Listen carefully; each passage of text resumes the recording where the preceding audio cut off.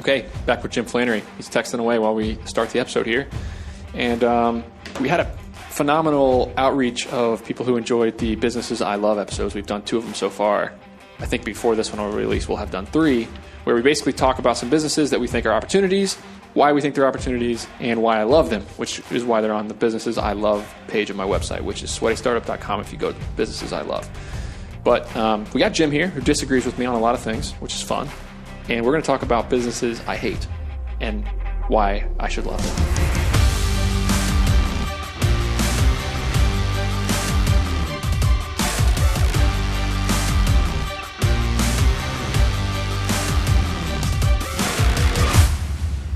I guess. And how Jim would run them. We'll kind of brainstorm. And I'm going to open my mind here, and I'm going to take the position of either a hobbyist, a passion. I have 3 passion projects here, and you have 3 tech companies there. This might be 2 episodes. I don't know. So if you only hear 1 or 2, go tune into the next one. But we're going to talk about why you think they're opportunities, why, and how I would run them if I were in these shoes, like similarly. So let's jump right in. I'll go first. You have any thoughts before we begin? Yeah. So what I'm going to say is, first of all, this is an awesome thought exercise. I loved doing this, and I think that anybody listening should do the same things. We talked about iteration and why it matters in startups, and like this is, we don't know if we're right. Mm-hmm. We could be completely making this up here. Actually, I know I'm wrong a lot of it. But this thought process that we're going through is what you need to develop as an entrepreneur. Mm-hmm. How do you think through customer segments? How do you think through how you would reach them? How do you design a test? How do you measure that test? And then how do you look at the results from that test and come back and say, okay, what did I do wrong here? And so doing this, I would do this every day if I could. And so I'm really excited to be here to talk about this because it let me explore a little bit. I will also say, as a contrarian here today, I don't actually like any of these businesses. And in fact, I would never do any of them. Okay. But I'm interested to talk about how you could make them work because I do believe someone smarter than me could figure out some of these businesses. Great. So thanks for coming on, first of all. This is Jim Flannery, a friend of mine. And you're absolutely right. That's a very good point you brought up. I want to expand upon that, what you said just now. Entrepreneurship is walking around life with this mindset. Yes. Starting that first little lawn care business, and my dad's sitting down at my kitchen table walking me through a profit and loss statement of how a business actually runs is what made it so that everywhere I go in life, I'm driving my car around, I'm going in little shops, I'm downtown in this city or that city. I'm like, how does this business make money? How would I run it a little bit differently? How does it, I see these little boutiques and selling these random things. I'm like, how does that place make money? And then I see other service businesses. I'm like, how do they make money? Just having that little mindset will open up opportunities. 100%. I spend most of my time looking at all of those and saying, I don't know how any business makes money. This seems terrible. And so I think doing this process makes a lot of sense. And then, you've told the story about how you started this first lawn care company when you were 12, 13. Yep. The next step is you've got to move beyond that thought process. Mm-hmm. It's fun academically to think about these things. You learn most by doing. Mm-hmm. And you really got thrown into it. And I think more people get thrown into entrepreneurship and figure out how to succeed than take the purposeful step to plan out their entire life. But we were just talking, and this kind of leads into the last episode of I was very lucky to make that shift. And I'm kind of assuming through this whole, me and Jim just did the episode, it probably released the episode before this one about how big ideas are big. And I'm kind of the small time guy. And Jim said his fear is that somebody's going to be 30 years old cleaning gutters and have a job for themselves that they can't get out of. And I guess I really underestimate that possibility. Because I was able to make the shift and think about operations and hire and scale, and not in a big way, I'm not anything special, but just making that shift and learning how to think about a lot of these concepts is so important, and you don't do it without the thought practice. Yes, and so I think that, again, doing this is what you should spend your time doing before you're ready to kind of make that leap. Yep. But understand that once you make that leap, action matters a lot more than Nick and I sitting in a room talking about things that we have no idea about. That's true. But I'll tell you my thought process behind this. I keep a note in my phone, and I just go about life. And every time I see a little business that I think I could operate better or I think would be kind of fun to operate, I put it in here, and then I think on it. And that's where we get these ideas that we're sitting in here talking about right now.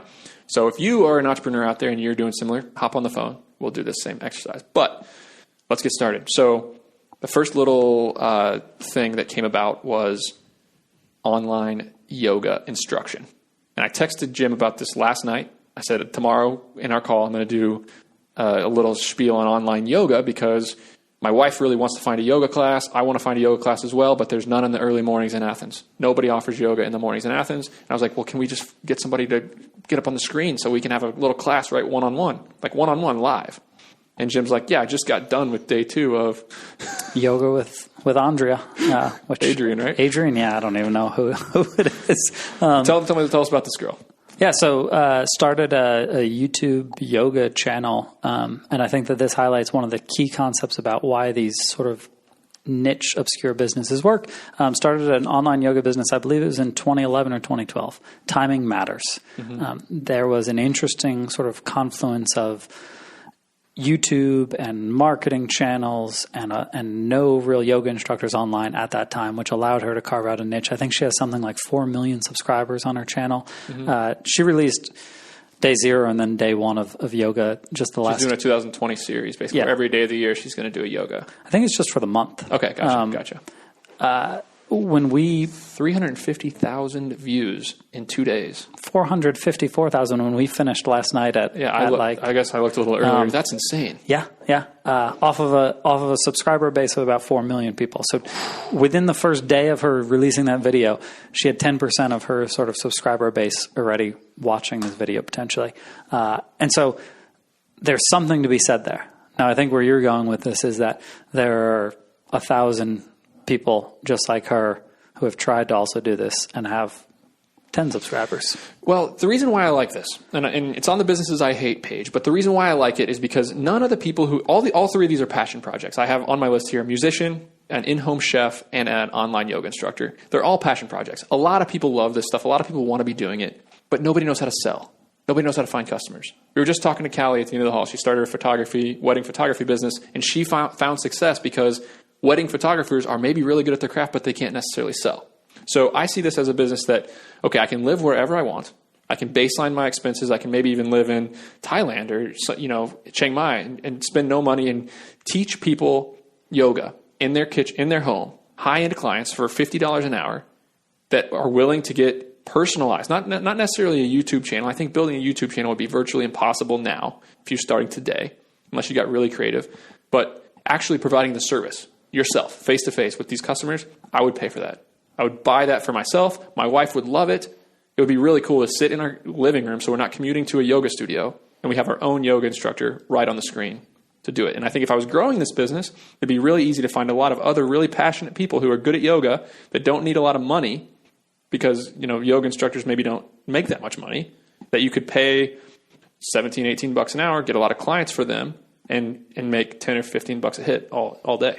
So this then ties into my first business that I put up, lead generation. What you're talking about is effectively creating a lead generation service for yoga instructors, right? No, I'm taking it all in house. I'm hiring these yoga instructors. Okay. And I'm getting the customers myself. So why would you take on that risk of hiring the yoga instructors versus just generating leads for them? Because they don't know how to follow up on leads. They don't want to sell. They don't want to have the process. They don't want to she's not lead generation down the hall. She is handling the entire back end. She's taking the payment. She's doing everything and taking 70% or 60%, 50%. Who knows what she's taking in revenue. Lead generation, you're going to get paid $3 a lead. I'm not interested in that. Okay. I want to make 80% of the money that's coming in on that deal, and I want to take care of everything. So the yoga instructor, all they need to do is drink their kombucha in the morning, get up, shave their armpits, and sit down and teach yoga on the screen, and I make it all happen for them. Perfect. So what I think is interesting about what's her name? Adrian? Yeah. You know her better than I do. And I'm doing the actual yoga. What I think is interesting about what she has done, though, is one, she got her timing right. She has a business partner who understands marketing and video editing. But she also understands who the customer is. Her customer is not you, right? The person that wants this sort of specialized one-on-one yoga. And she does that, and I think she makes money doing it. Her customer is me. The slightly overweight mid-30s guy who does it every once in a while and thinks it's awesome. Doesn't want to pay for it. Does it for 20, 30 days and then probably forgets it for 6 months. Knows it's important, but I'm not there yet. And so we've got this sort of bell curve of customer segments crossing the chasm for anybody that wants to dig into this deeper. That 2%, the innovators. You're the innovator on the yoga scale of wanting personalized instruction. I'm a late follower, late majority. I'm never going to get that. Gotcha. Maybe I'll get there in 15 years. And just lay out real quick what you titled these customers, because I think we lost a couple people, but I know exactly what you're talking about. Yeah, so you've got innovators, you've got early adopters, you've got... These are basically types of people. Types of people. And you can be an innovator for one type of service and a laggard, a late adopter for another type of service. I use this example in class a lot, and it's becoming very dated, but there was a certain group of people that didn't have a cell phone. And then there was a certain group of people who only had flip phones, even though there were smartphones available. I don't think flip phones really exist anymore. But depending on the product or service, you fall somewhere on the spectrum of either being an innovator and always going after the newest thing, or a laggard, which is the far end of it, and like only adapting to the newest thing because you're forced to. And so I think yoga falls into that spectrum. What she was able to tap into, I believe, very effectively was the timing issue of this was a small but rapidly growing sector of people who were wanting to learn yoga online and not being able to go into the studios, and she was able to intersect it. I don't consider her a yoga instructor. I consider her an influencer. She's doing work at scale for 8 to 65. She doesn't have a specific target customer. She's doing, old ladies are doing her yoga. Probably the majority are 20 to 30-year-old women, but there's people like you, there's people like me all over the place. So it's really hard to target a segment, right? No. So this is the mistake with any business that is successful. We're looking at her now with 4 million subscribers, and we're not looking at her when she was in her room being like, you know what I want to do? I want to do yoga online. Okay, so how did Adrienne start? And then I want to talk about how we'd start an actual one-on-one, but I want to hear this. So I'd love to have her on the podcast because I don't actually know. I've read some interviews by her.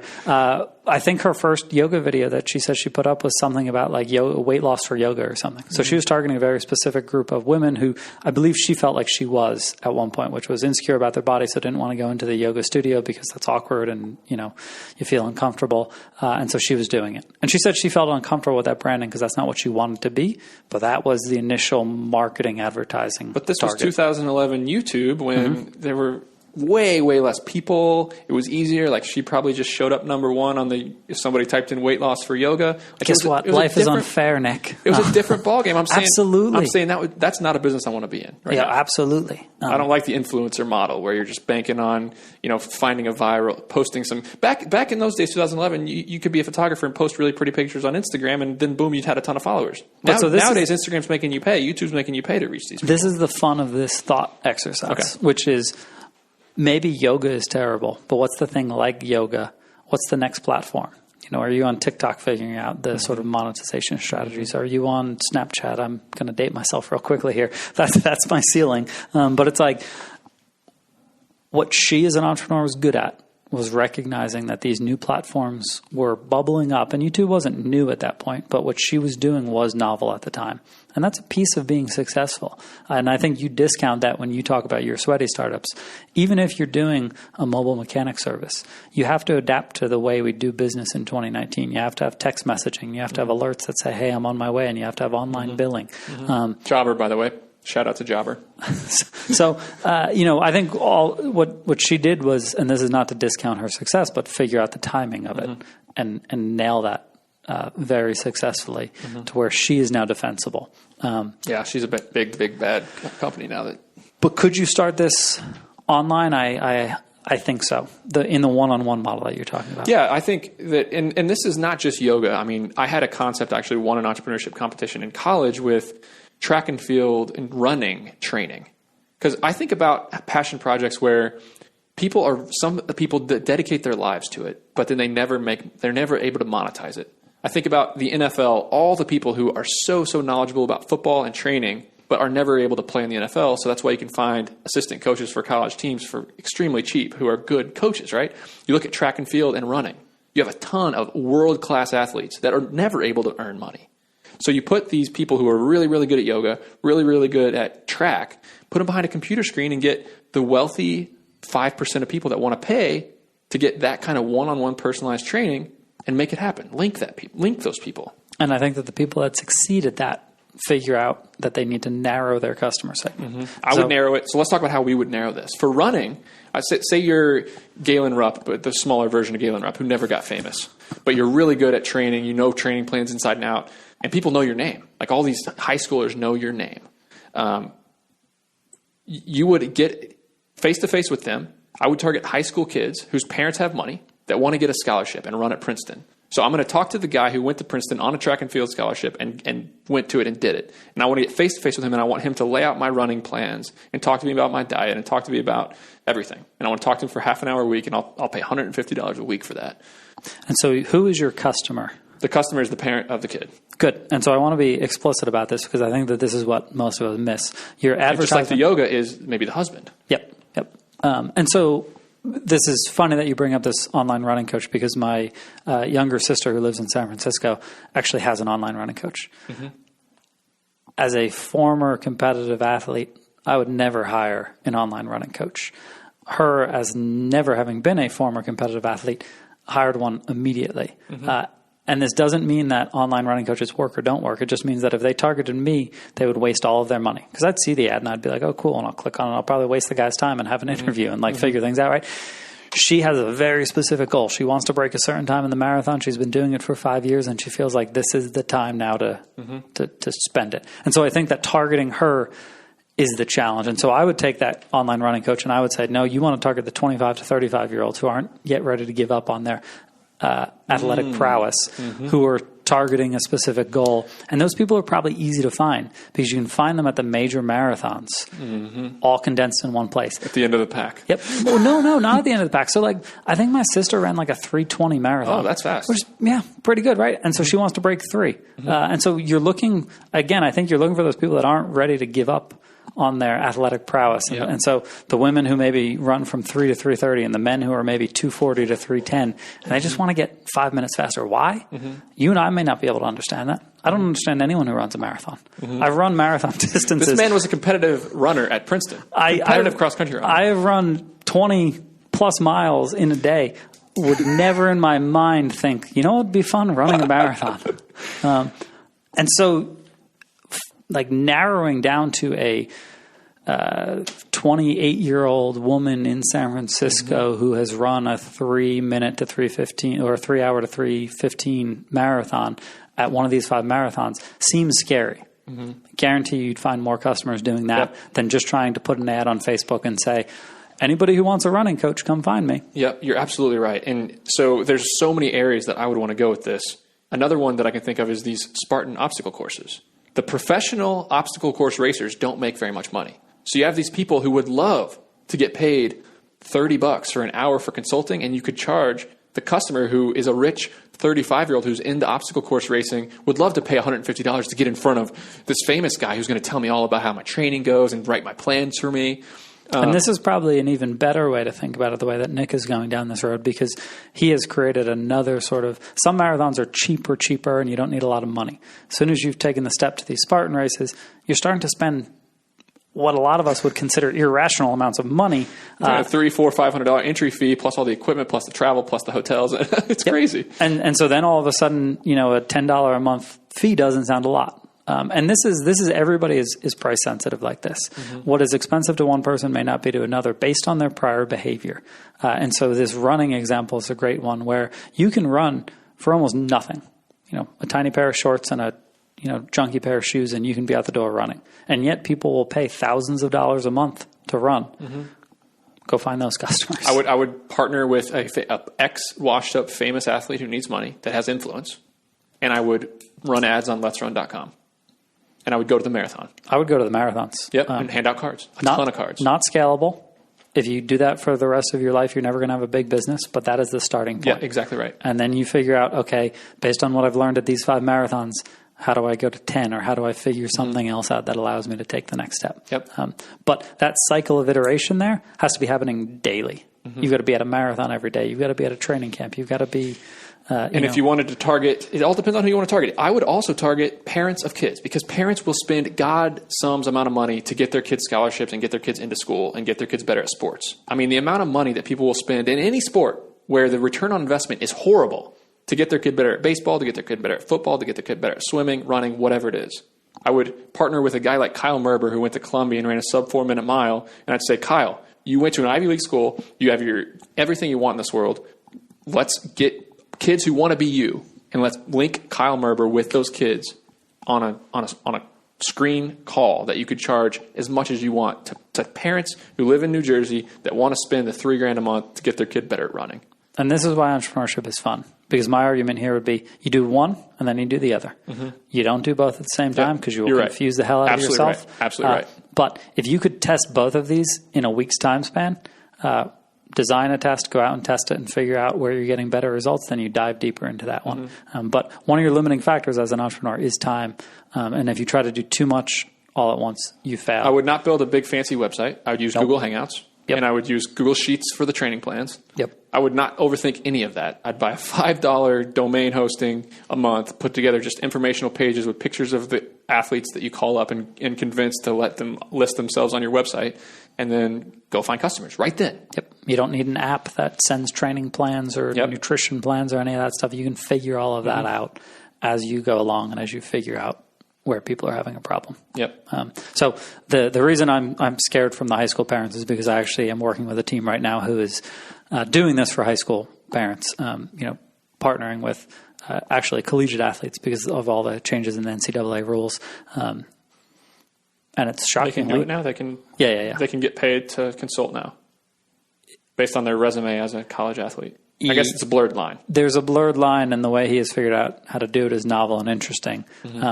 But shocking, entrepreneurship is hard, and running these tests every day is hard. And you've got to run 1,000 of them to figure out the one that works. But these people are seeing that it's changing, and within 5 years, college athletes will be able to commercialize their names, I think. High school coaching from like the private coaching sector, I believe someone said it's like an $8 billion a year industry. And it's very stagnant and it's very fragmented. And I think that is an interesting industry that can be disrupted. And so I look at, Zappos or Warby Parker or Casper, these consumer products that disrupted big stagnant industries.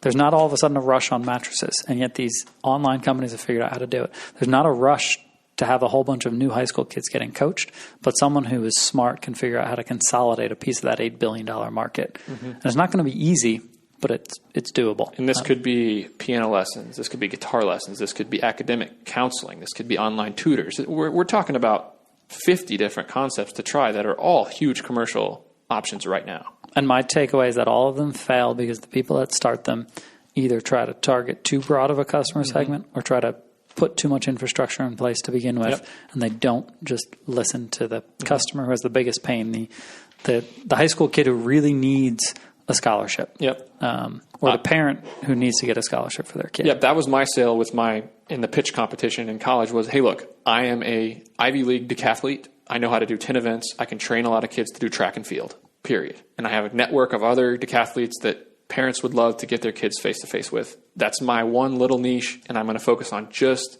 decathlete training to get kids into college, Ivy League schools, because I could put my face behind it. I'm like, hey, I'm a success story of that exact thing. And I would go local, and I actually held a couple camps, little camps in Ithaca, where I was in Ithaca, New York, and I got some kids to come, and I was showing them how to do hurdles, and people loved it. They got a lot of value out of it. It was awesome, fun.